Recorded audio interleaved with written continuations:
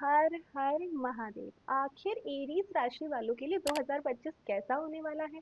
अब 2025 में प्लानिंग तो करी है कि सेविंग्स अच्छे से करनी है, बड़े अच्छे लेवल पे सेविंग्स करेंगे, आगे अपना बिजनेस भी खोलेंगे। और इस साल तो you are actually filled with excitement and super level of energy you have. लेकिन सबसे बड़ी बात है, शुरुआती के जो साल के महीने हैं मार्च तक, जब शनि महाराज जी विराजमान है आपके 11th हाउस में। क्योंकि शनि महाराज जी 11th हाउस में विराजमान है तो फर्स्ट हाउस में तीसरी दृष्टि देने ही वाले हैं, तो हेल्थ का खास ख्याल रखना है। जब शरीर के हर अंग में थोड़ा थोड़ा पेन रहेगा तो काम पर ध्यान कैसे देंगे? लेकिन उसी के साथ में बहुत जरूरी है कि जब शनि की साढ़े सती आएगी, यानी कि जब शनि महाराज जी 12th हाउस में विराजमान होंगे और वो भी मार्च के बाद, तब आपको अपनी हेल्थ का तो ध्यान रखना ही है। और उसी के साथ में कोई भी ऐसा स्टंट मैन नहीं बनना है, स्टंट बिल्कुल नहीं करना और एडवेंचर तो बिल्कुल मत करना। तो हेल्थ के मामले में एरीज के लिए बताना चाहूंगी कि जनवरी फरवरी और मार्च में आपको सबसे ज़्यादा ध्यान रखना है। लेकिन सबसे ज़रूरी ये भी है कि जब मार्च के बाद में मून चार्ट के अकॉर्डिंग शनि की साढ़े सती होगी, तब ज़्यादा ख्याल रखना है। You have to cautious for your health. उसी के साथ में हम बात करने वाले हैं अब एरीज राशि के लिए। हेल्थ तो देख ही लिए हमने, अब हम बात करेंगे एजुकेशन के बारे में। तो 2025 एजुकेशन के बारे में क्या कहता है? यदि आप ये सोच रहे हैं कि गवर्नमेंट लाइन में हमको जाना है, लेकिन हमारा जो मेंटल स्टेट है वो कहीं ना कहीं बहुत ज़्यादा कंफ्यूज चल रहा है। क्योंकि अब कंफ्यूजन तो चल ही रही है, क्योंकि आपने अपनी पढ़ाई पूरे मन से करी है, you are fully dedicated to your studies, और उसी के साथ में this year will be above average for your studies। जो प्लैनेट जुपिटर है, यानी हायर एजुकेशन का प्लैनेट है, वो बहुत ज़्यादा फेवरेबल पोजीशन में रहने वाला है अंटिल मिड मई। तो मई के बाद में रिजल्ट्स देखिए, जो इतनी भरपूर मेहनत करी है ना अपनी पढ़ाई के लिए, वो ज़रूर रंग लेकर आएगी। तो एरीज के लिए मैं कहना चाहूँगी 2025 में आपको सबसे ज़्यादा ध्यान यही रखना है कि हमारी एजुकेशन, जिस पर आपने मन लगा के पढ़ाई करी है, उसी फील्ड में बने रहें, चेंज नहीं करना है, क्योंकि रिजल्ट बहुत जल्दी आपको दिखने वाले हैं। मास कम्युनिकेशन और उसी के साथ में आप लोग कहीं ना कहीं एंकर की फील्ड में भी बहुत अच्छा करते हैं, और उसी के साथ में बैंक की लाइन में भी। तो एरीज, सबसे बड़ी बात तो ये है कि आपकी एजुकेशन, यदि आप घर से दूर रह रहे हैं और आप एरीज ज़ोडिएक साइन के अंदर आते हैं, तो ट्रैवल और कहीं ना कहीं इंपोर्ट एक्सपोर्ट के काम में भी बहुत अच्छे रिजल्ट मिलेंगे आफ्टर मिड मई मंथ में। तो आपको ये ध्यान रखना है कि आपको थोड़ा सा वेट करना है, स्टेबिलिटी, अपनी हेल्थ की स्टेबिलिटी के साथ में अपनी एजुकेशन की लाइन को निखरते हुए देखने के लिए थोड़ा सा इंतजार भी जरूर करना है। अब हम जानते हैं कि एरीज की लाइफ में हेल्थ और एजुकेशन के बाद में बिजनेस और करियर में क्या होने वाला है। अब मैं आपको बताने वाली हूँ आपकी बिजनेस लाइन कैसे चलने वाली है। तो एरीज राशि वाले, अब आपकी बिजनेस लाइन में ना कुछ मिक्स्ड रिजल्ट्स देखने को मिलने वाले हैं। एक्चुअली क्या होने वाला है कि जो एरीज राशि वाले हैं, आप लोगों ने इतनी समय से जितनी भी मेहनत करी थी अपने बिजनेस में, you will definitely see very good rewards and promising profits in your new ventures as well. लेकिन सबसे ज़रूरी ये भी है कि क्योंकि आपको मिक्स्ड रिजल्ट्स मिलने वाले हैं और मार्च तक आपका समय काफ़ी अच्छा जाने वाला है, लेकिन उसके बाद में जैसे ही सैटर्न 12th हाउस में ट्रांसिट करेंगे तो बहुत से चैलेंजेस भी आपको फेस करने पड़ सकते हैं। यहाँ तक कि जो भी जातक अपने घर से दूर हैं, अब्रॉड में बिजनेस कर रहे हैं या फिर अपने होम टाउन से दूर हैं, उनको काफ़ी अच्छे रिजल्ट्स मिलने वाले हैं। But the people who are actually engaged in business near in home town, यानी कि अपने घर के आसपास हैं या फिर इंडिया में ही हैं, इंटरनेशनली नहीं है, तो कहीं ना कहीं आपके साथ में कुछ ऐसी चीज़ें हो सकती हैं जो आपने अनएक्सपेक्टेड हो, जो आपने एक्सपेक्ट ही नहीं करी है, लेकिन वो भी रिजल्ट अच्छे ही देने वाले हैं। लेकिन यदि आप अपने घर से दूर हैं तो आपको काम में कोई परेशानी नहीं आएगी, तो आप आगे कंटिन्यू कर सकते हैं। तो एरीज राशि, करियर में क्या चल रहा है और फाइनेंसेस और लव लाइफ के बारे में भी तो जानना है ना। तो देखिए, जो करियर लाइन में आप चल रहे हैं, अब सैटर्न जो है आपको कहीं ना कहीं परेशानी तो दे ही रहे हैं अपनी ट्रांजिट की वजह से। लेकिन मई तक चीज़ें कुछ ना कुछ आपको परेशान करती रहती हैं, बट जैसे ही राहु आ जाएंगे और मई के बाद में आपको पॉजिटिव रिजल्ट्स भी मिल जाएंगे अपने करियर लाइन में। लेकिन अगर आप टेलीकम्युनिकेशंस की फील्ड में हैं और आपको पॉजिटिव रिजल्ट्स मिल रहे हैं, बट अगर आप ट्रैवलिंग की लाइन में हैं, आप लोग जिस भी फील्ड में काम कर रहे हैं वो ट्रैवल से रिलेटेड है, तो आप ये देख लीजिए कि आपको एक्स्ट्रा एक्स्ट्रा एफर्ट डालने पड़े होंगे, क्योंकि सैटर्न आपको परेशान करेगा। राहु बचा भी लेगा, बट परेशानी तो देखनी ही पड़ेगी। लेकिन मैं आपको यहाँ बोलना चाहूंगी कि अपनी चैलेंजेस को फेस करने में कोई परेशानी नहीं है, और अपनी प्रॉब्लम से दूर तो आप कभी भागते भी नहीं हैं। तो आप मैनेज कर सकते हैं। अब क्योंकि आपका फाइनेंसिस क्या कहता है एरीज के लिए, आप लोगों का जो जुपिटर है वो धन भाव यानी वेल्थ हाउस में है। तो वो आपको हेल्प ऑफ कोर्स करेगा पॉजिटिव आउटकम के लिए, and you are making efforts to accumulate wealth. तो इसी के साथ में जैसे ही आफ्टर मिड, जो मिड में है जुपिटर, जैसे ही थर्ड हाउस में एंटर करते हैं, तब भी आपकी फाइनेंशियल कंडीशन अच्छी रहती है, बट फेवरेबल जनवरी से अंटिल मई तक रहेगी। उसी के साथ में राहु भी आपके लिए बहुत हेल्प करने वाला है आपकी सेविंग्स को बेटर बनाने के लिए।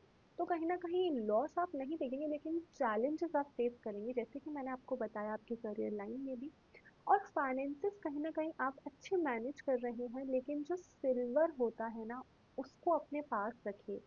जो आपके ब्रेन को कहीं ना कहीं स्टेबल रखेगा, जो आप काम कर रहे हैं, आप डिसीजंस ले रहे हैं, वो अच्छे रहेंगे। और अब हम बात करने वाले हैं आपकी लव लाइफ के बारे में। तो देखते हैं एरीज 2025 में लव लाइफ के बारे में आपके साथ क्या होने वाला है। तो एरीज राशि वाले, जब आप जनवरी से लेके मार्च तक बहुत ही अच्छा टाइम देख रहे होंगे अपनी लव लाइफ में, क्योंकि सैटर्न आपके फिफ्थ हाउस को इस्पेक्ट यानी अपनी दृष्टि दे रहा है।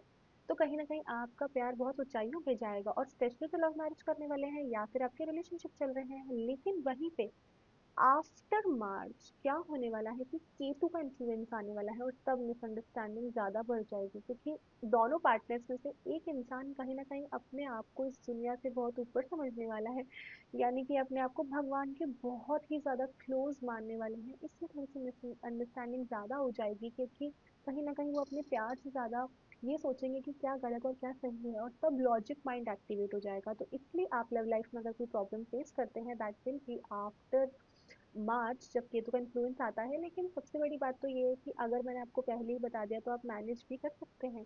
मिसअंडरस्टैंडिंग को क्रिएट होने ही नहीं देना है आपको। और उसी के साथ में जो लव लाइफ के बारे में मैं आपको बता रही हूँ, आप लोग कहीं ना कहीं कोशिश करिए कि जो रोज क्वार्ट्स आता है, यानी जिस जो बैंड मैंने यहाँ पे पहन रखा है आप देख रहे हैं, उसे जरूर पहनिए, ताकि मार्च के बाद अगर भी कोई प्रॉब्लम आप फेस करने भी वाले हैं तो वो नहीं होगी। और सबसे बड़ी बात तो ये, अगर आप शादी करना चाहते हैं जिससे भी, वो आपकी ज़रूर हो जाएगी। अब हम बात करेंगे आपकी मैरिटल लाइफ कैसी रहेगी, यानी जो शादीशुदा है उनके लिए एरीज इस साल क्या बताने वाला है।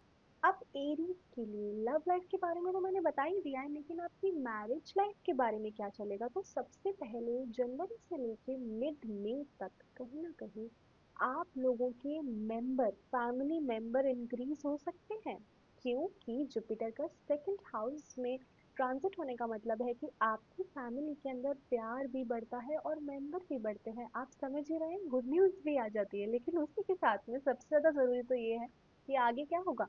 तो मिड मई के बाद में जब जुपिटर अपना एक एस्पेक्ट सेवेंथ हाउस पे देगा, that is the fifth aspect, जब वो अपने सेवेंथ हाउस पे देने वाला है, तब आप अपने लिए पार्टनर भी ढूंढते हैं। तो शादी के मामले में यदि आप लोगों की शादी नहीं हुई है, तो आपको पार्टनर कब मिलने वाला है, वो है मिड मई में। ठीक है, एरीज जातक वाले। और उसी के साथ में आपकी बॉन्ड को आप वीक नहीं होने देते हैं, यानी कि यदि आपकी लाइफ में कोई है भी, आप उनको पहले से जानते भी हैं, तो भी आपके उनके साथ में विवाह होने के पूरे पूरे चांसेस हैं। बस आप अपनी बॉन्ड को स्ट्रॉन्ग रखिए, लॉयल रहिए। और उसी के साथ में अब हम बात करने वाले हैं आपकी डोमेस्टिक लाइफ कैसे जाएगी, और फॉरेन ट्रैवल्स और फॉरेन सेटलमेंट में एरीज के साथ में क्या होने वाला है। तो एरीज जातक इतने ज़्यादा डेडिकेटेड होते हैं, उनकी कमिटमेंट्स जो होती हैं, यानी एक बार जो मैंने बोल दिया है वो करते ही हैं, तो उनकी डोमेस्टिक लाइफ जो है काफ़ी स्मूथ जाने वाली है सबसे पहले। और उसी के साथ में जुपिटर की वजह से लैंड, प्रॉपर्टी एंड व्हीकल जो है आप मिड मई के बाद में परचेज कर ही लेते हैं। और यदि आपने मिड मई से पहले भी परचेज कर लिया है, तो भी जुपिटर की पूरी कृपा आपके ऊपर जरूर होगी। इसका मतलब ये है वीनस भी और जो जुपिटर भी है, वो दोनों ही आपको इतने अच्छे रिजल्ट दे रहे हैं कि इस साल आप साल की बिगिनिंग में ही व्हीकल ले रहे हैं। और उसी के साथ में अगर आप फॉरेन भी ट्रैवल कर रहे हैं, तो काफी अच्छी यात्रा संभव होगी, सक्सेस होगी, और उसी के साथ में आप बिजनेस भी प्लान कर सकते हैं। अब क्योंकि वीनस ने आपको बहुत अच्छे रिजल्ट दिए हैं और आप काफ़ी ज्वेलरी शॉपिंग भी करते हैं, लेकिन आपका इम्पल्सिव नेचर जो है उसका आपको सबसे ज़्यादा ख्याल रखना है। आपका इम्पल्सिव या स्टबन या अग्रेसिव नेचर है, उसको आपको सबसे ज़्यादा ख्याल रखना है कि आप किसी का दिल ना दुखाएं। और उसी के साथ में अब आपको क्या रेमेडी करनी चाहिए इस साल सारी ही परेशानियों को फेस करने के लिए, जो कि ना आपका मन शांत रहे और आपकी जो दिली इच्छा है ना कि जो सपना अपने कार लेने का देखा था वो पूरा हो जाए, तो उसके लिए मैं आपको रेमेडी बताने वाली हूँ। तो देखते हैं एरीज के लिए आपको क्या रेमेडी करनी चाहिए। एरीज जातक के लिए, तो एरीज जातक के लिए मैं बताने वाली हूँ आपने क्या रेमेडी करनी है 2025 के लिए। तो सबसे पहले तो आपको सुंदरकांड का पाठ करना चाहिए शनिवार के दिन। यानी अगर 2025 को आपको एक मजबूत, एक ऐसा ईयर बनाना है जिसमें आपने जितनी भी मेहनत करनी है उसके रिजल्ट आपको मिल जाए, जो डिले ना हो, तो आपको सुंदरकांड का पाठ करना है, वो है शनिवार को। फिर आपको थर्सडे यानी बृहस्पति के लिए, थर्सडे के दिन आपको बेसन के लड्डू जो है वो मंदिर में चढ़ाने हैं और उसके बाद में प्रसाद भी सबने बांटना है। और इसी के साथ में आप एक और चीज़ कर सकते हैं, हर तीसरे महीने में यानी जनवरी फरवरी मार्च में, फिर अप्रैल मई जून में आपको कोई भी कन्याओं को खाना करना है। ये तो बहुत ही ज़रूरी है। उसी के साथ में आपको माँ दुर्गा की भी पूजा करनी है। और जब थर्सडे को आप बेसन के लड्डू जो है वो आपको मंदिर में दान करने हैं, आपको चढ़ाने हैं भगवान को।